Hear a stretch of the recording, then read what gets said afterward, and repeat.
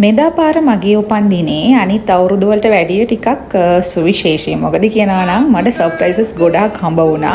ඉතින් ගෙදරින් හම්බුණා, ඔෆිස් එකෙන් හම්බුණා, යාළුවන්ගෙන් හම්බුණා. ඉතින් මේ තියෙන්නේ ඔෆිස් එකෙන් මට දීපු සර්ප්‍රයිස් එක.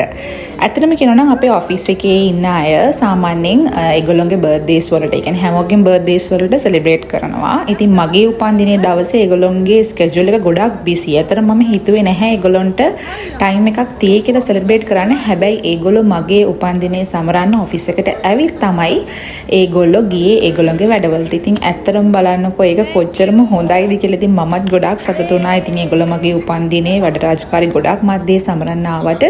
ඉතින් එයාලට ගොඩාක් thank you. ඉතින් ඊට පස්සේ ගෙදර බර්ත්ඩේ එක සමරපු විදිහ තමයි මේ. හරියටම රෑ 12ට මගේ මහත්තයා ඉතින් සර්ප්‍රයිස් එකක් ලෑස්ති කරලා තිබුණා. අපේ ගෙදර ගොඩක් කට්ටිය ඉන්නවනේ. ඉතින් ඒ කට්ටියත් එක්ක එකතු වෙලා මෙන්න මේ විදිහට කේක් එකක් කපලා ඉතින් අපි පොඩ්ඩක් රෑ 12ට සෙලිබ්‍රේට් කරා.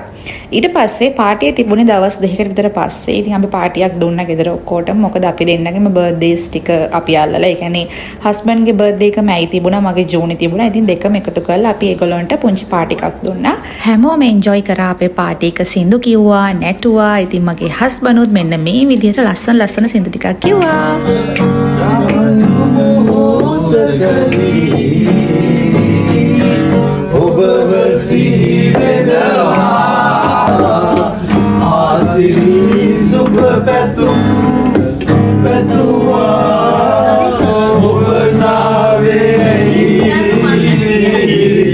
තෑගි බලන වෙලාව. ඉතින් මට හම්බ වෙච්ච හැම gift එකකම මට වීඩියෝ ෆොටෝ ගන්න බැරි වුණාට මේ තියෙන්නේ රෑ 12ට මට මගේ මහත්තයාගෙන් හම්බ වෙච්ච gift එක.